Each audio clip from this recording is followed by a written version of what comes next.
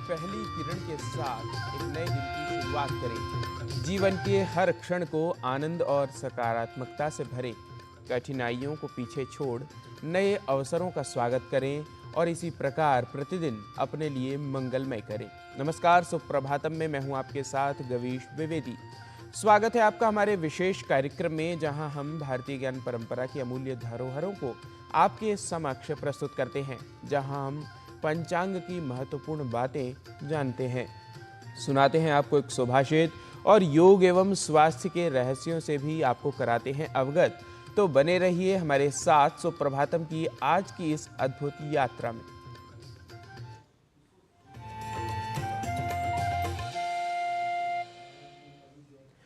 कार्यक्रम में युगाब्द, तिथि, वार, नक्षत्र आदि का बोध करने के लिए आइए सबसे पहले देख लेते हैं हमारे प्रथम प्रभाग को, अर्थात आज के पंचांग को। आज का पंचांग युगाब्द 5126, विक्रम संवत 2081, शक संवत 1946, उत्तरायण, फाल्गुन मास, शुक्ल पक्ष, प्रतिपदा तिथि, शुक्रवार, शतभिषा नक्षत्र। आज का दिन सभी के लिए मंगलमय हो। और पंचांग के बाद आइए अब देख लेते हैं जीवन हेतु उपयोगी शिक्षाएं सुभाषित के माध्यम से। प्रायः सर्वविदित है कि सनातन परंपरा में सुभाषितों को अमूल्य रत्न कहते हैं, क्योंकि ये सुभाषित हम सभी के समक्ष जीवन का तत्व प्रस्तुत कर देते हैं। आज का सुभाषित मान, क्रोध, काम, लोभ को छोड़ने से जुड़ी जीवन की एक बड़ी सीख दे रहा है। मानं हित्वा प्रियो भवति, क्रोधं हित्वा न शोचति, कामं हित्वा अर्थवान् भवति, लोभं हित्वा सुखी भवेत्। मनुष्य अहंकार को छोड़कर सबका प्रिय हो जाता है। क्रोध को छोड़ने के बाद वह शोक नहीं करता। इसी तरह इच्छा को छोड़कर मनुष्य धनवान हो जाता है और लोभ को छोड़ सुखी हो जाता है। A man becomes dear to everyone, leaving the ego. He does not grieve after leaving the anger. In the same way, a man becomes rich by leaving desire and becomes happy by leaving greed. भारतीय ज्ञान परंपरा में मानव के समग्र विकास पर बल दिया गया है। सनातन ग्रंथों को आधार बनाकर संत महात्माओं, सद्गुरुओं ने अनुसंधान किया और सनातन ग्रंथों में लिखित विचारों को सरल भाषा में आम जनमानस तक पहुंचाने के लिए अभूतपूर्व कार्य किया। इन्हीं संतों में गणना होती है सद्गुरु सदाफलदेव जी महाराज की, जिन्होंने योग ध्यान की अलग विधा विहंगम योग का प्रचार किया। आइए देखते हैं इसी पर आधारित यह रिपोर्ट।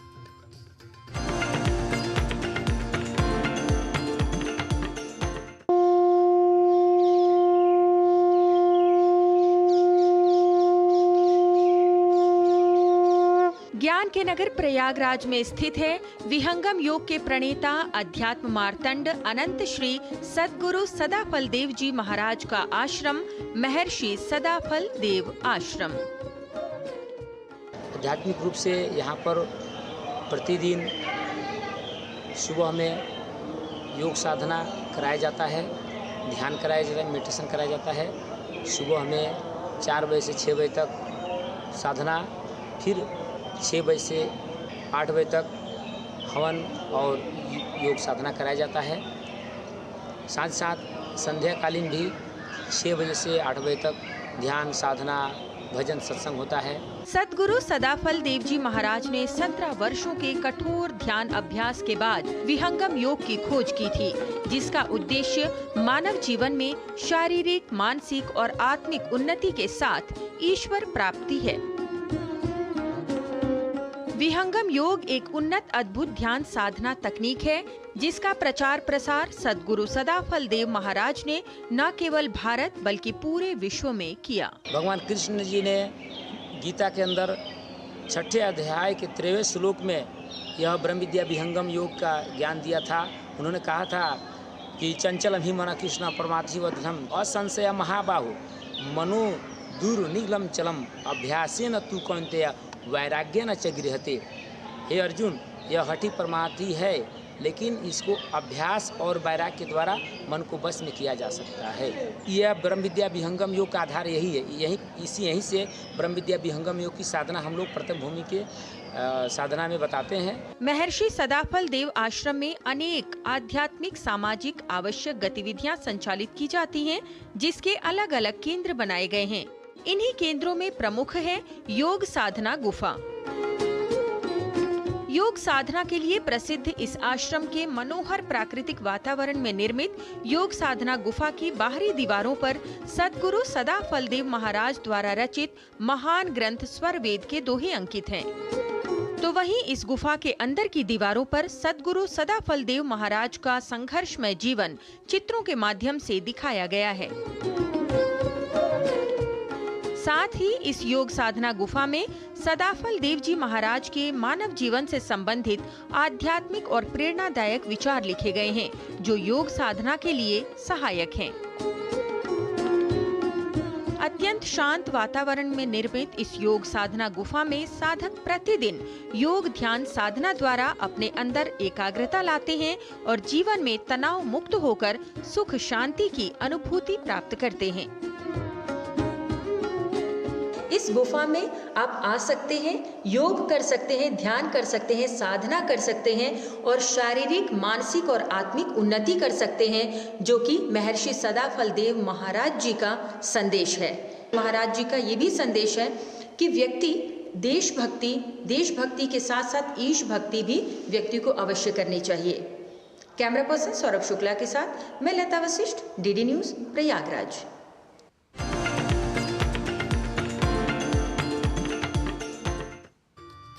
और भारतीय ज्ञान परंपरा प्रभाग के बाद कार्यक्रम में बात स्वास्थ्य से जुड़ी।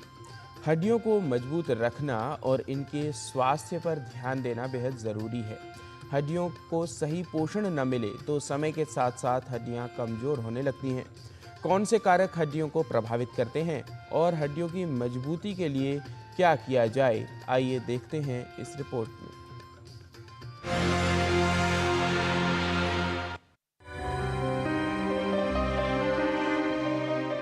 शरीर को स्वस्थ रखने के लिए हड्डियों का मजबूत होना महत्वपूर्ण है और हड्डियां मजबूत रहें, इसके लिए हड्डियों की सही देखभाल करना आवश्यक हो जाता है।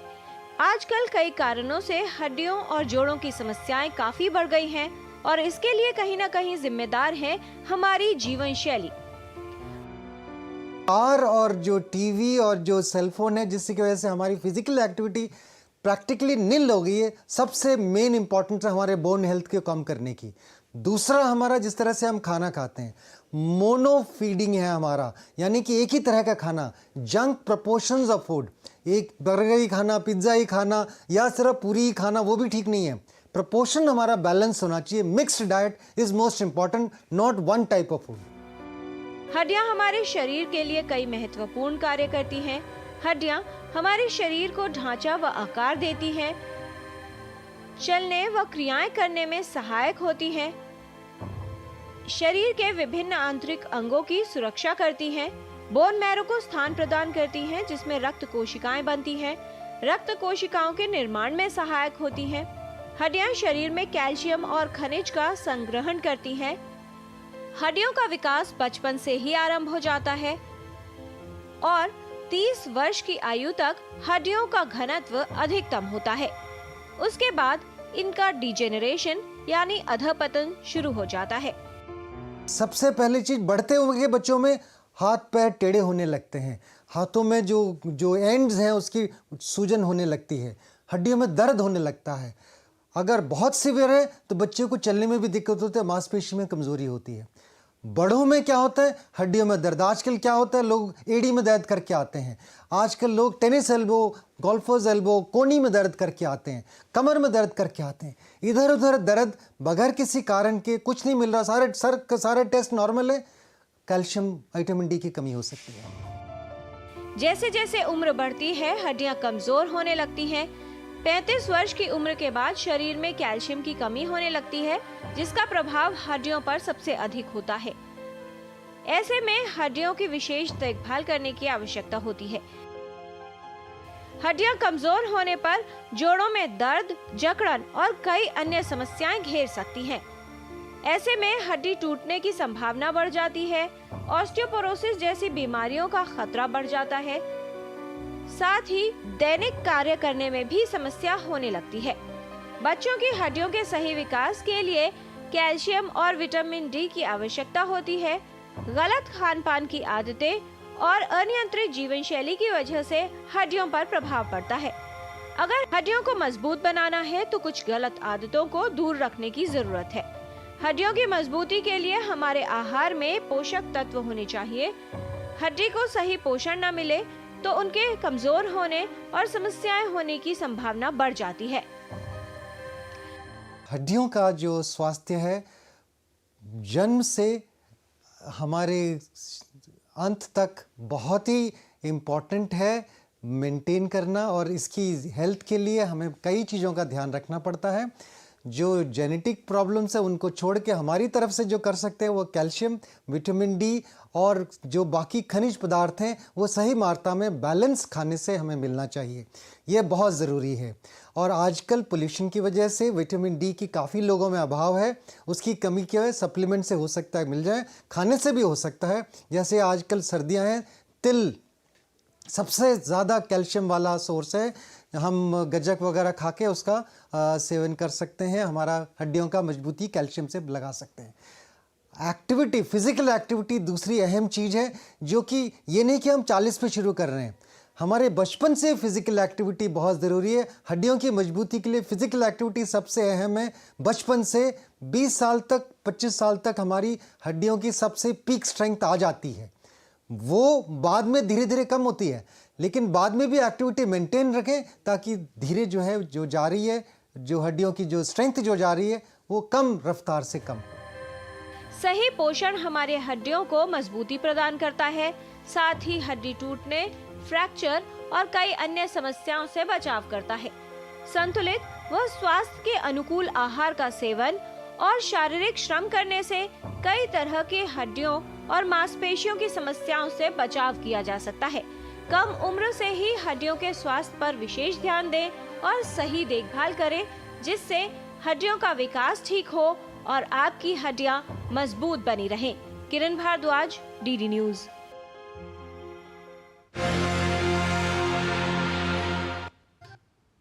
सुप्रभातम में अब समय है एक अल्प विराम का। आप कहने चाहिए, देखते रहिए डीडी न्यूज।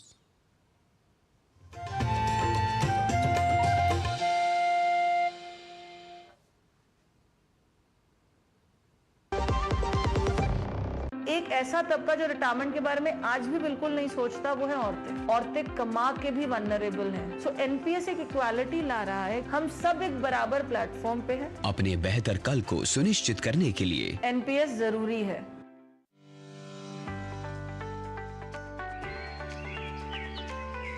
अपनी धरती को हमेशा हरा भरा रखना हमारे हाथ में ही है। इसलिए मैं अपने कार के लिए सीबीजी ही पसंद करता हूँ। ये अपशिष्ट पदार्थों से बनी कंप्रेस्ड बायोगैस है।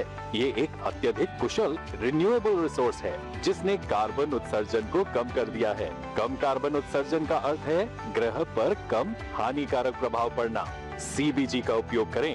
ये स्वच्छ, हरा भरा और सुरक्षित है।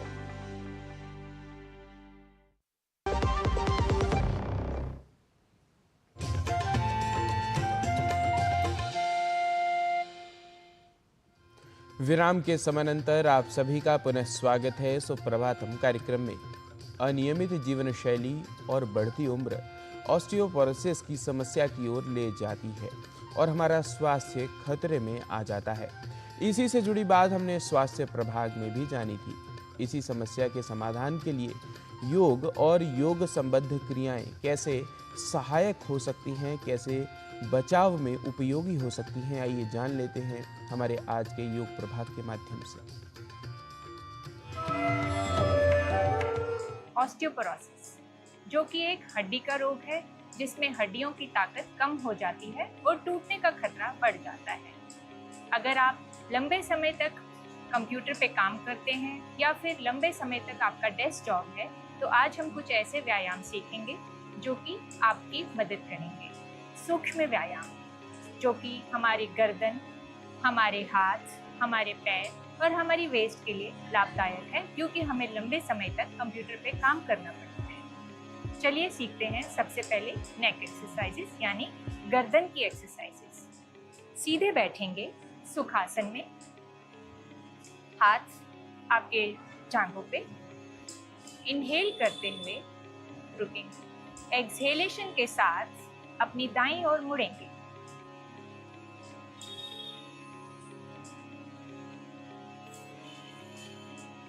इनहेल करते हुए वापस आएंगे। इसी प्रकार बाएं मुड़ते हुए एक्सहेल करेंगे, रुकेंगे, इनहेल करते हुए वापस आएंगे। रिपीट करिए 3 बार। सेकेंड वेरिएशन नेक एक्सरसाइज, अपनी गर्दन को दाईं तरफ झुकाएंगे, कंप्लीट स्ट्रेच देंगे, इनहेलेशन के साथ वापस आएंगे। इसी प्रकार बाईं ओर एक्सहेलेशन के साथ स्ट्रेच देंगे, इनहेल करते हुए वापस आएंगे। रिपीट करिए 3 बार। अब शोल्डर एक्सरसाइज, अपने कांधों को ऊपर उठाएं, अपने कानों की तरफ ले जाएं, एक्सहेल करते हुए वापस, इनहेल करते हुए ऊपर जाएं, एक्सहेल करते हुए वापस। ये आप 3 बार रिपीट करें। अब हम करेंगे टांगों की एक्सरसाइज और पैरों। अपनी टांगों को इस प्रकार सीधे ले जाएं, अपने पैरों को इस प्रकार स्ट्रेच करेंगे और वापस लाएं, स्ट्रेच करेंगे और वापस लाएंगे। अब हम क्लॉकवाइज और एंटी क्लॉकवाइज मोशन करेंगे। 1 2 3 and 1 2 and 3। ये आप रिपीट कर सकते हैं 3 बार। कुर्सी पे बैठे ही आप अपने हाथों को सामने ले आएं, मुट्ठी बना लें यानी फिस्ट बना लें और क्लॉकवाइज और एंटी क्लॉकवाइज मोशन में अपने हाथों की एक्सरसाइज करें। धन्यवाद। ये सब छोटी छोटी एक्सरसाइज से हमारे शरीर में तंदुरुस्ती बनी रहेगी और हमारी हड्डियां मजबूत रहेंगी। आइए जानते हैं कुछ प्रैक्टिकल टिप्स हमारी गुरु माँ हंसा जी योगेंद्र से। नमस्कार। ऑस्टियोपोरोसिस ये ऐसी चीज़ है जहाँ हड्डी ब्रिटल हो जाती है। शरीर में कैल्शियम की तो ज़रूरत होती ही है, लेकिन कैल्शियम आप कितना भी ले लो वो एब्सॉर्ब होना बहुत ज़रूरी है शरीर में। और इसलिए कोशिश ये करें कि धूप बॉडी को देना, फिजिकली एक्टिव रहना वो बहुत ज़रूरी है। हमने रिसर्च किया था उस पर कि ऐसे लोग जो एक्टिव रहते हैं, बूढ़े भी हो जाए, उनको बॉडी में ऑस्टियोपोरोसिस नहीं होता, चलते फिरते रहते हैं सवेरे से रात तक, कुछ न कुछ लाना घर में वगैरह। तो कोशिश ये की जाए कि हम एक्टिव रहें, अपना काम खुद कर सके तो बहुत ही अच्छा है। आसन करें, गर्म पानी की थैली का यूज़ करें, धूप लें तो बहुत फ़ायदा हो जाएगा। नमस्कार। और कार्यक्रम में योग प्रभाग के बाद अब बात संस्कृत की। हम कई बार मूल संस्कृत शब्दों को अन्य भाषाओं में कुछ अलग स्वरूप के साथ प्रयुक्त पाते हैं, पर कम से कम संस्कृत के अनुरागी और प्रयोक्ता न करें ऐसे भिन्न या अशुद्ध स्वरूप का प्रयोग, जिससे संस्कृत की वैज्ञानिकता बनी रहे अक्षुण्ण। तो देख लेते हैं संस्कृत पाठशाला की कक्षा में आज किस शब्द से संबंधित अशुद्धि की ओर ध्यान दिलाकर शुद्ध शब्द के प्रयोग के बारे में जागरूक कर रहे हैं हमारे सहयोगी नारायण दत्त मिश्र।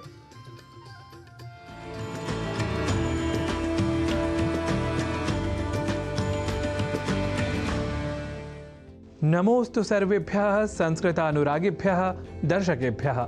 अहं नारायण दत्तः पुनः उपस्थितः संस्कृत पाठशालायाः अभिनवकक्षायां। संस्कृत भाषा सीखने के क्रम में शब्दों के शुद्ध उच्चारण व शुद्ध लेखन के क्रम से आप इन दिनों परिचित हो रहे हैं। आज इसी क्रम को बढ़ाते हैं एक ऐसे शब्द के अशुद्ध स्वरूप को सामने रखकर, और फिर हम आपको बताएंगे कि संस्कृत भाषा में उसका शुद्ध स्वरूप क्या है। देखिए, हिंदी आदि भाषाओं से प्रभावित होकर, बल्कि यह कहें कि संस्कृत की मूल प्रकृति को न जानने के कारण हम में से कई सृजन इस शब्द का कर जाया करते हैं प्रयोग, जो कि है संस्कृत भाषा की, उसके व्याकरण की प्रकृति के सर्वथा प्रतिकूल।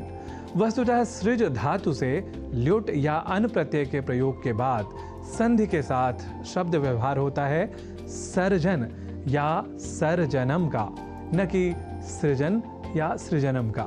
पर इन दिनों क्योंकि हिंदी आदि भाषाओं में सृजन इस शब्द का इतना प्रयोग, बल्कि दुष्प्रयोग दिख रहा है कि संस्कृत प्रयोक्ता भी संदेह में आ या अनवधान में रह सृजन या सृजनम जैसे प्रयोग ही संस्कृत में शुद्ध मानने लगे हैं। तो हम न करें सृजन या सृजनम का प्रयोग, और ऐसे प्रयोगों को देखते ही सर्जन या सर्जनम यह है शुद्ध स्वरूप यह बताया करें, तो अवश्य ही संस्कृत शब्द परक यह शुद्धि हमें प्रयोग में नहीं मिला करेगी। हाँ, सृजन यह शब्द संस्कृत में भी है, पर वह ल्युट प्रत्यय के साथ नहीं, अपितु शत्रु प्रत्यय के साथ, अर्थात अर्धनकार के साथ, जिसका अर्थ है सृष्टिकर्ता हुआ। तो सृजन और सर्जन के भेद को समझने के बाद, या कहें कि शब्दगत शुद्धि के परिज्ञान के बाद, सृजन और सृजन के भेद को भी रखें अपने संज्ञान में, यह हम आपसे अवश्य ही अपेक्षा करेंगे। और ऐसे ही सृजित शब्द का भी प्रयोग हिंदी आदि भाषाओं में हमें दिख पड़ता है, जबकि इसका शुद्ध स्वरूप तो सृष्ट ही है। यह शब्द के मूल धातु और प्रत्यय के साथ की प्रक्रिया को थोड़ा ध्यान में रखें तो अवश्य ही सृजित का प्रयोग ही हम नहीं करेंगे, चाहे इस शब्द का हम किसी भी भाषा में जाकर प्रयोग कर लें। वैसे प्रेरणार्थकता के साथ सर्जित यह यथा कथनचित सृजित शब्द के साथ साम्य रखने वाला शब्द अवश्य है, यह भी ध्यान में रखा जाना चाहिए। पर इस ध्यान के साथ इसका संज्ञान अत्यावश्यक है कि हम सृष्ट या तथाकथित सृजित और सर्जित के अर्थगत भेद को समझ सकें। तो आइए आज जाने गए शुद्ध स्वरूपों के प्रति रहे हमारा अधिक अवधान, एक तदर्थ कर लेते हैं कुछ वाक्यों का प्रयोग भी। जैसे हिंदी में कहना हो कि शिल्पकारों की सर्जनशीलता प्रशंसनीय होती है, इसे संस्कृत में हम कहेंगे शिल्पकाराणाम सर्जनशीलता प्रशंसनीया भवति। यहाँ ध्यान रखिए, सृजनशीलता नहीं, सर्जनशीलता ही, चाहे यह संस्कृत भाषा में प्रयोग की बात हो या हिंदी आदि भाषाओं में, क्योंकि अब आप जान चुके हैं कि सृजन और सर्जन के बीच का जो तात्विक मर्म है, वह अर्थगत भेद है, वह क्या है। ऐसे ही अगला वाक्य देख लेते हैं। परम शक्ति द्वारा यह संसार सृष्ट है, इसे संस्कृत में कहेंगे परम शक्त्या सृष्टः संसारः एषः अस्ति। यहाँ पुनः ध्यान रखिए कि सृजित नहीं, सृष्ट ही, चाहे यह संस्कृत भाषा में प्रयोग की बात हो या हिंदी आदि भाषाओं में। ऐसे ही एक और वाक्य ले लेते हैं। काव्य की सृष्टि करता हुआ जो कवि है वह सुदर्शन है, इसे संस्कृत में कहेंगे काव्यम सृजन यह कवि ही असौ सुदर्शनः अस्ति। तो आज की संस्कृत पाठशाला का सार यह कि सृजन नहीं, सर्जन ही है शुद्ध शब्द। ऐसे ही सृजित नहीं, सृष्ट है शुद्ध शब्द। और साथ ही आपने आज जाना कि सृजन और सृजन इन दो शब्दों में क्या है शब्दगत साम्य, पर अंततः कौन सा शब्द है सर्वथा शुद्ध। तो भाषा परक ऐसे ही विशेष अंशों को जानने के लिए देखते रहिए संस्कृत पाठशाला। पुनः मेलिष्यामः। नमो नमः।